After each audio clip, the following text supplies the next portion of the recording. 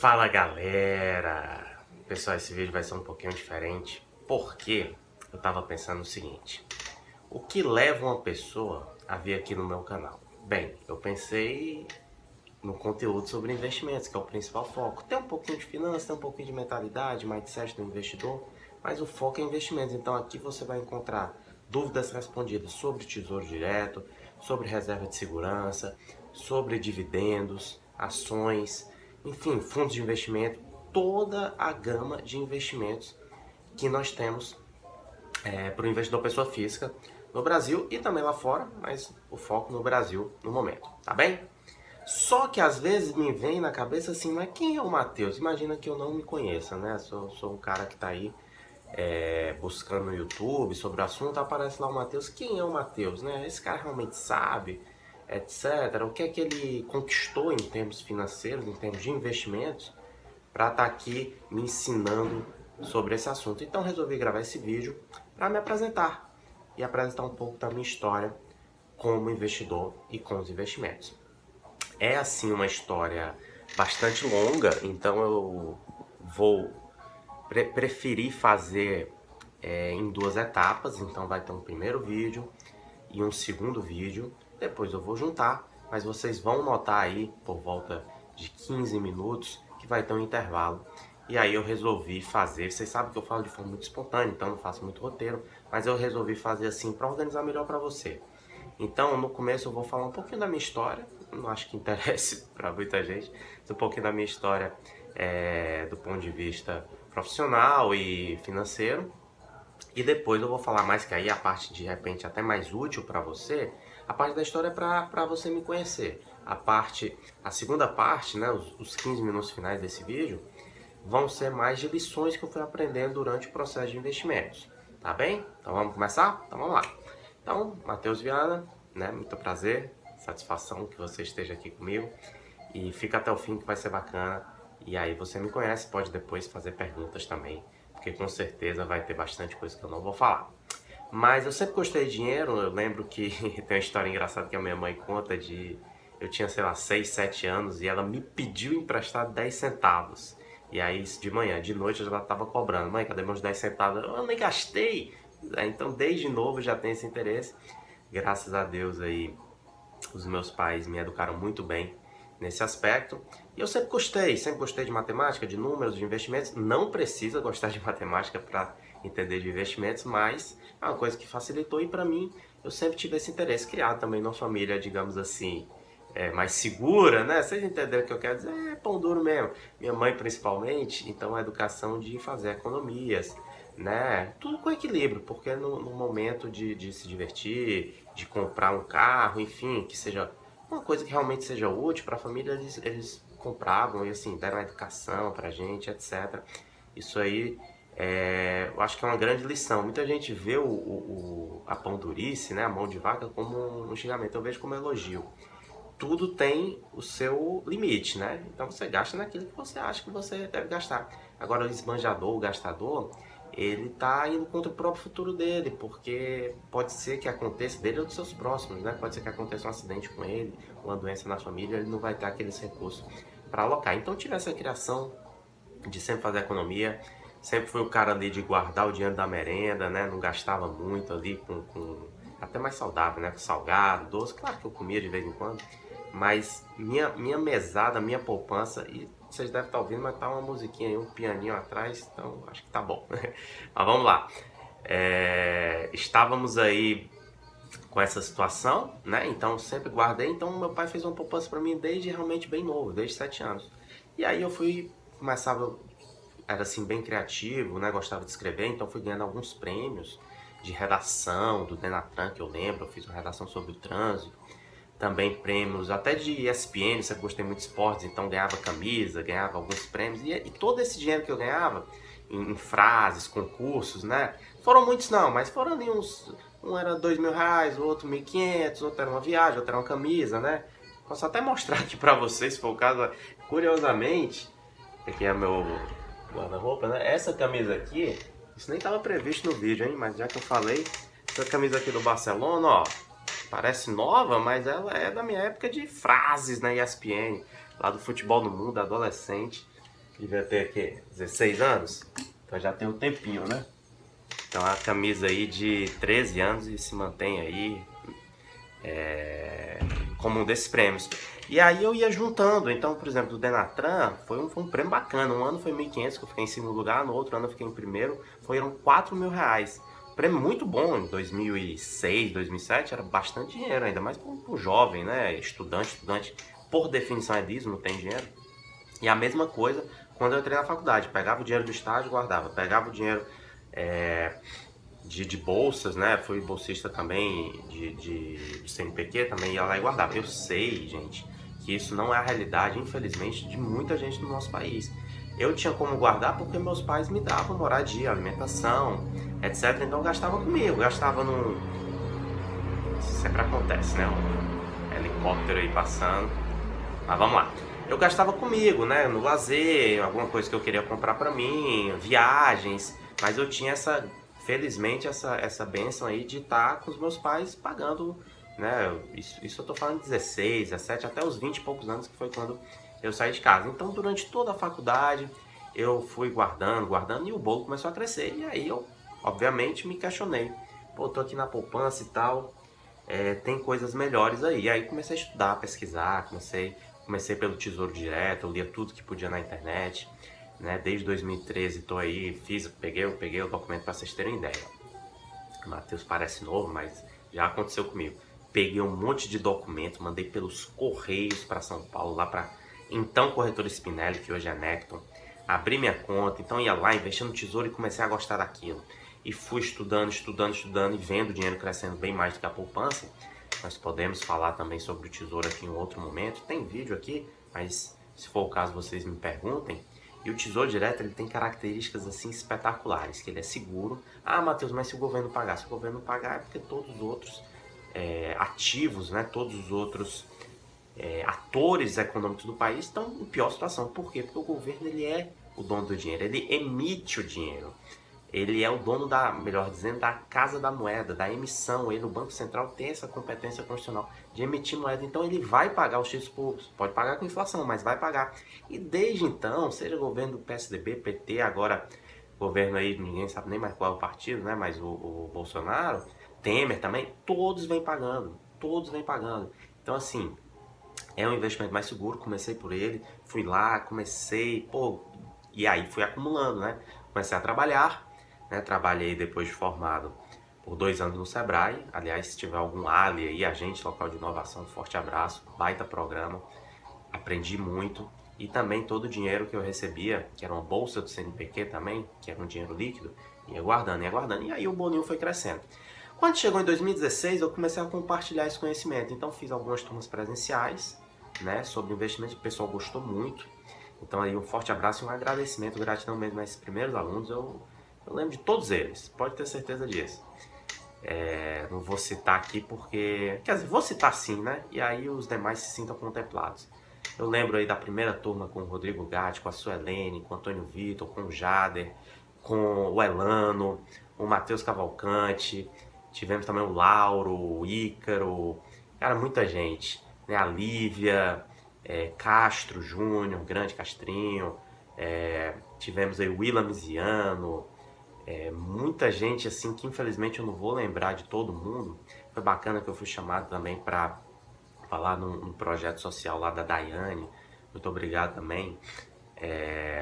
Da Priscila, lá no empresa. E aí, pô, eu fiquei feliz, assim, surpreso, né? Porque mais de 700 pessoas se inscreveram. Obviamente que foram presencialmente umas 80, mas, pô, muito bacana. E assim eu vi que tinha esse interesse e que se essas pessoas estavam ali mais do que pagando, né? Pagando, mas mais do que isso, dando seu tempo para me ouvir, alguma coisa eu tinha a ensinar. E no começo era bastante renda fixa, até porque o Brasil era o país da renda fixa, né? Ali 2016, 14, 15, 16, 17, até começo de 18, renda fixa aí com a Selic a 14, 25%. Então falávamos de LCI, de LCA, de CDB, falava um pouquinho de bolsa, mas sem aquele conhecimento prático. E aí eu vou chegar na bolsa agora, que se tornou uma paixão. Só para já que eu falei tanta gente, muito obrigado aí Marília, Rafael, cara, é muita gente mesmo. E eu vou aproveitar e agradecer aqui a Deise, ao Marcelo, ao Renan, ao Juan, ao Juscelino e ao Edinaldo, que foram aí os primeiros alunos do curso online, certo? Então, pessoal, comecei em 2017 a investir na bolsa. 2017 eu fiz os meus primeiros investimentos ali, vou até falar a carteira para vocês. Quem tiver interesse me pergunta. Itaúsa, né, que é uma empresa aí, a hold do Banco Itaú, foi a primeira ação que eu comprei e tive muita alegria com ela. Já comprei, já vendi, já comprei de novo. Não faço trade, mas em momentos aí, até de necessidade mesmo de caixa, ou por vislumbrar uma opção melhor, acabei vendendo. E se baixar o preço, ou se eu achar interessante mesmo, o preço mais alto, eu compro de novo. Porque o que eu vejo no mundo dos investimentos, a filosofia é o seguinte: fundamentalmente eu sou buy and hold, né? Aquela escola fundamentalista de valor, mas eu não tenho preconceito com trade, eu não tenho preconceito com análise gráfica, estudei bastante também, então tem vídeo aqui falando sobre análise fundamentalista e análise gráfica. Vocês podem perguntar também se quiserem, os aplausos não sou eu que estou fazendo não, é a musiquinha que está no fundo. E é isso, pessoal, eu comecei a investir, tive perdas também, vamos falar das perdas.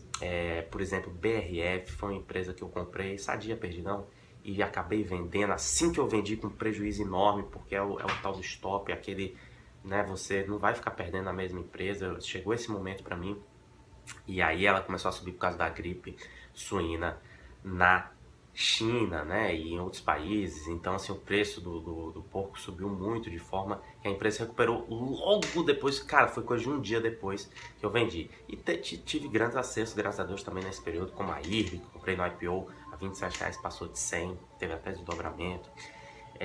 Enfim, gente, sério, eu tenho muita ação, já comprei mais de... Hoje eu tô com 30. E não é nem uma recomendação não, é porque eu gosto mesmo. Então eu me apaixonei, estudei tudo que eu podia. E para falar de resultados para vocês, para não ficar só na abstração, em 2016 a carteira de renda variável, eu tive um lucro, né, um rendimento de compras e vendas. Estou esquecendo que eu mantive, que a maioria das ações eu mantive. Então fui recebendo dividendos só de trading, de compras e vendas. Não day trade, não no mesmo dia, mas de um dia para um swing trade, né? 2 semanas, 3 semanas, um mês. Então realmente eu não tenho preconceito com isso. Eu tive aí um lucro de 21,07%. Quem quiser depois eu passo a planilha. Em 2018 eu já tive um lucro menor, porém um volume maior, então acabei ganhando mais dinheiro, foi um lucro de 21,07%, e esse ano eu estou aí com 26,08%, o ano ainda não acabou, humildade sempre, tudo pode acontecer, então sempre naquela humildade e buscando sempre o melhor. Esses rendimentos de 21, 22 e agora 26, eles não são raros, todo mundo pode. Se eu posso, óbvio que você também pode. E você vê que não é nada também exagerado, né? Porque eu sempre vou naquela coisa que tem um risco-retorno interessante.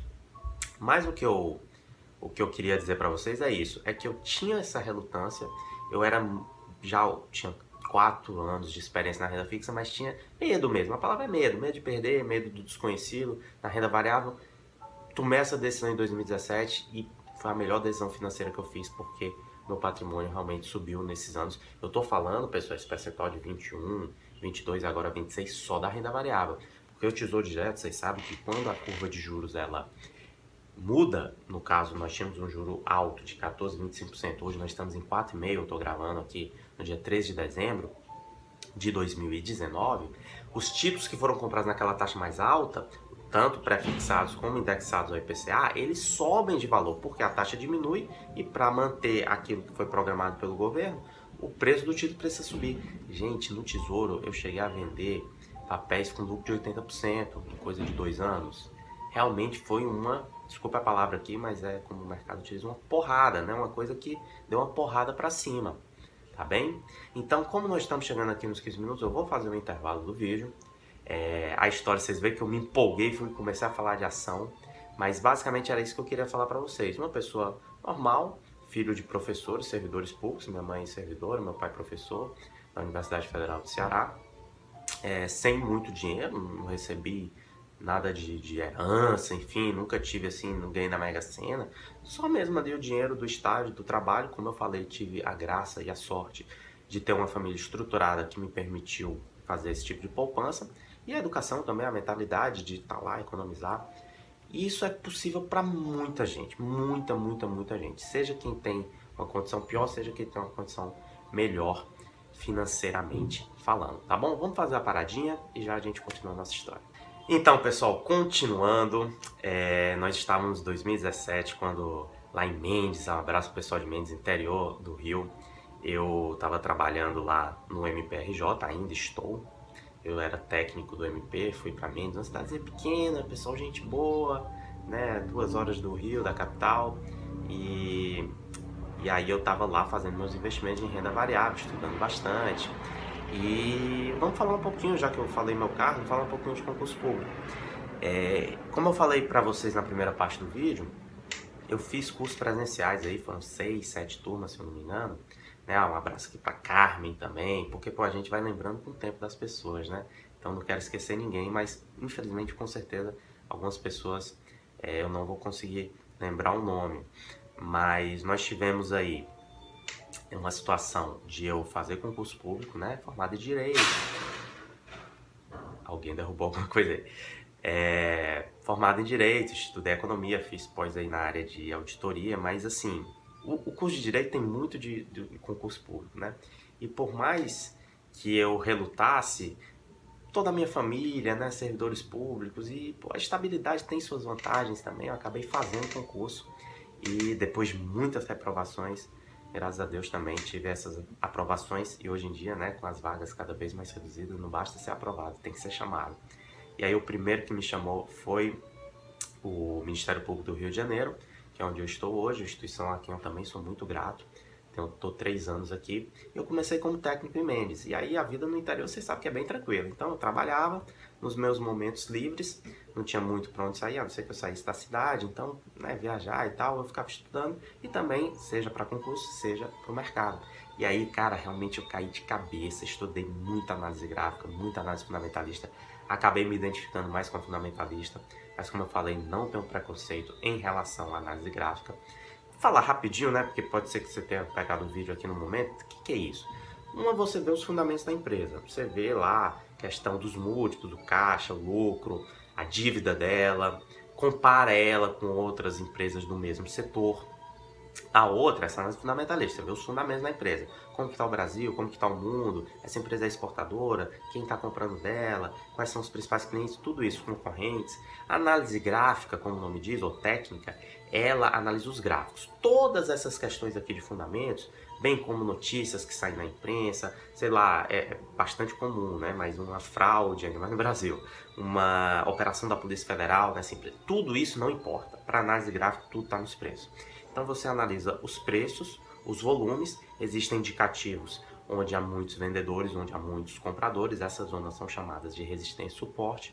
Quando essa resistência e suporte são quebrados, nós temos, no caso da resistência, uma onda de alta, no caso do suporte, uma de baixa. Então essa análise de gráficos, ela acaba indicando onde você deve comprar e vender. É uma coisa bastante difícil de fazer, mas é uma coisa que existe, análise técnica, é uma coisa milenar, né? Desde o Japão, mercado de arroz, o pessoal já fazia isso, e realmente ela funciona.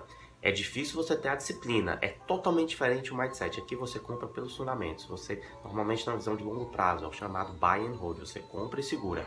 Aqui não, aqui você tem que obedecer o stop, você tem que obedecer aquelas métricas, e existem várias, gente, não sou especialista no assunto, existem várias métricas que são utilizadas, bandas de desvio padrão, as bandas de Bollinger, e por aí vai, certo? É muita coisa, mas os indicadores principais são volume e preço. Então, se você tem um volume alto com preço rompendo a resistência, aquilo tende a subir e vice-versa. Mas a aula não é nenhuma aula, né? É uma história, não é de trading. Só queria deixar isso claro para quem por acaso está aí perdido em relação a esses tempos. Então, eu estudei as duas, estudei muito gráfico, muito fundamento, me identifiquei mais com o fundamento e, gente, errei pra caramba. Os erros, a gente tá no Brasil, o ser humano não gosta de errar, né? Não gosta de perder, principalmente financeiramente, né? Na nossa sociedade capitalista, isso dói na gente. Isso o Daniel Kahneman, ia pegar o livro aqui, depois eu mostro pra vocês, com Amos Tversky, né? Kahneman ganhou o prêmio Nobel da Economia, ele é um psicólogo. Ele fala, a aversão à perda dói mais do que a alegria do lucro. Então, a dor da perda, a gente sente isso, e é por isso que as pessoas costumam segurar ações perdedoras.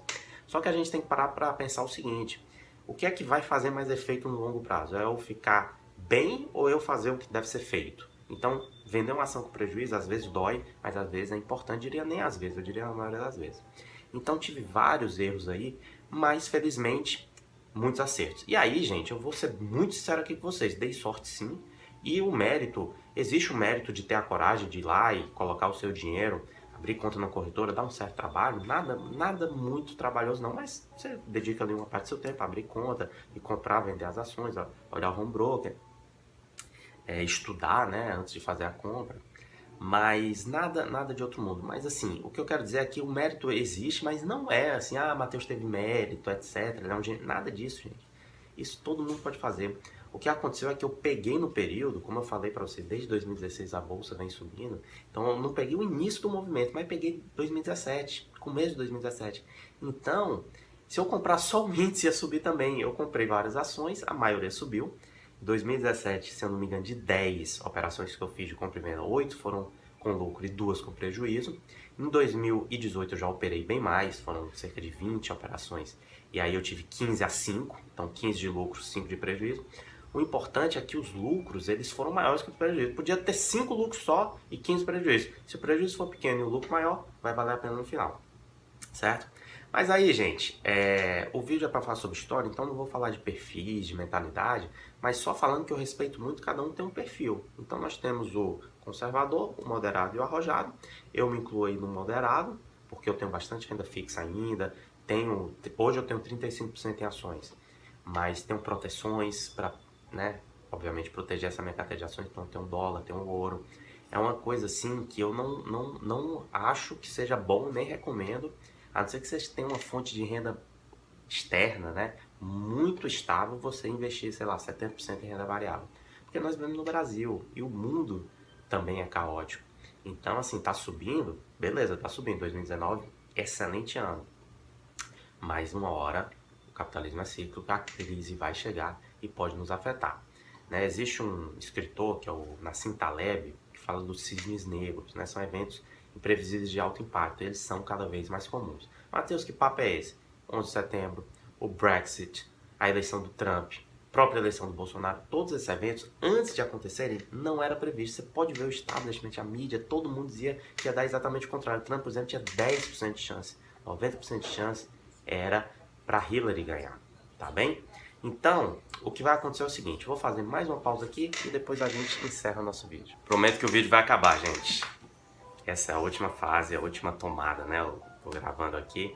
Olha só, vim pegar os livros. Esse é o Taleb que eu tava falando, Nassim Taleb.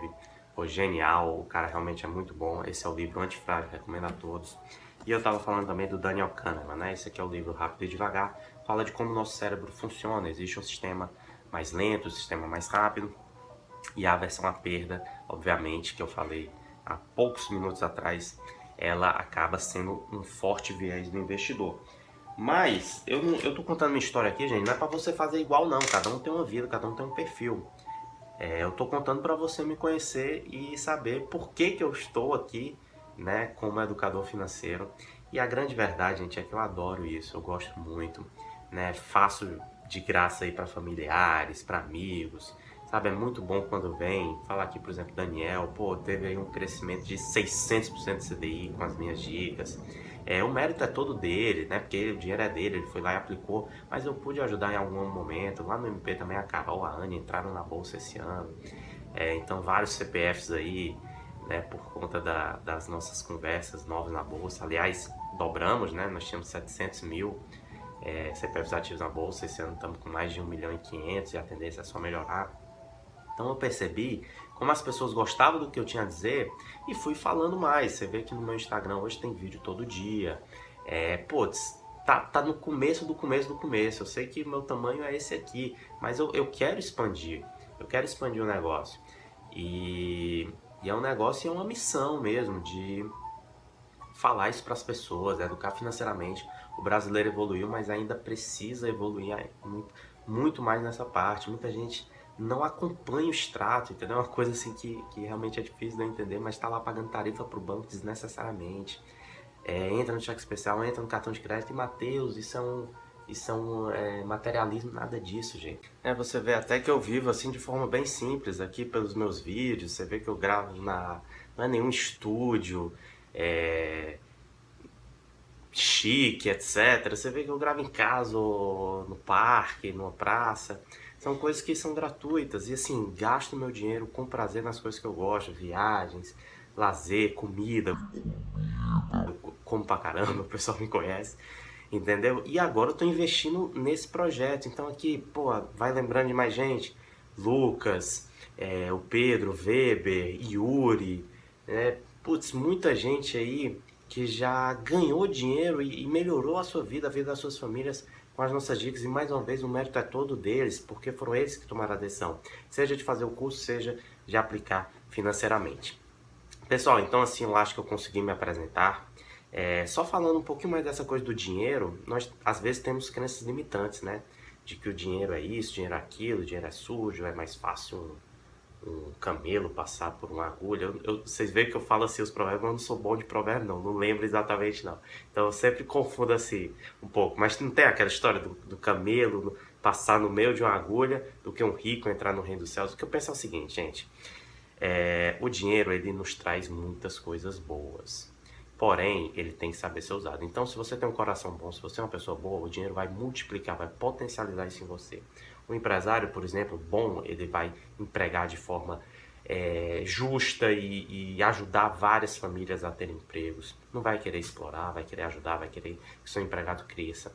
Ele vai poder contratar mais gente, ajudar seus fornecedores, enfim, um servidor público bem remunerado, para levar não para a iniciativa privada, para o Estado, que é onde eu inclusive me incluo. Ele pode, se ele for bom, ele pode prestar um serviço de qualidade, dedicado, bem remunerado, estável. Agora, se for ruim, ele pode ganhar 30 mil, tem gente inclusive que recebe acima do teto, ele vai fazer suas corrupções, independentemente do dinheiro. Da mesma forma, o empresário pode explorar o seu empregado, seja um pequeno empresário, seja um médio, seja um grande. Então, assim, o dinheiro, ele não é bom em si. Ele é bom dependendo do que você faz uso com ele. Nós estamos numa sociedade capitalista. Então, ele permite, por exemplo, que você veja a sua família mais vezes, que você dê conforto, dê saúde, educação para seus filhos, se for o caso. Então, eu não tenho nenhum problema com o dinheiro. Aliás, o dinheiro, ele só traz coisas boas. Então, assim, essa crença de que, pô, não vou investir porque tem duas coisas, né? Primeiro que a vida é agora, não vou poupar. Beleza, amigão. Tem sempre a história do carpe diem, aproveite o dia, né? E se eu morrer amanhã? E se não morrer? Você vai passar dificuldade. Então, é um equilíbrio. É consumir e poupar, consumir e poupar. Porque, provavelmente, né, numa situação de vida mesmo, a maioria das pessoas continua vivendo. Infelizmente, acontecem as mortes, mas você vai precisar aí de uma aposentadoria, de ajudar sua família, você vai querer realizar seus sonhos, né? Muita gente, quando eu perguntei sobre o que mais motivava em relação ao dinheiro, falou de viagens. Então, viagens é uma coisa que realmente exige um recurso financeiro, principalmente para fora do país. Tá bom? Pessoal, eu acho que assim, eu falei demais, como sempre, misturei assuntos, como sempre, mas eu acho que vocês conseguiram ter aí uma ideia da minha história como investidor. E mais uma vez, eu peço que vocês, se de alguma forma ficou alguma dúvida, que me pergunte. É com prazer que eu respondo de verdade. Qualquer coisa sobre investimentos, faz a pergunta. Se eu souber, eu falo na hora. Se eu não souber, eu vou pesquisar e trago para vocês. E se de alguma forma esse vídeo te ajudou, te agregou, fez você me conhecer melhor, pensar melhor na sua vida como investidor, se identificou comigo, porque eu sei que tem muita gente como eu, de classe média, que foi lá e começou a investir, né? O conhecimento, ele realmente ele é a base. E então curte esse vídeo, comenta, compartilha, se você gostou de alguma forma, faz essa mensagem se espalhar, tá bom? Vou deixar alguns links aqui na descrição, o link do grupo do Telegram, onde todo dia eu falo sobre o mercado.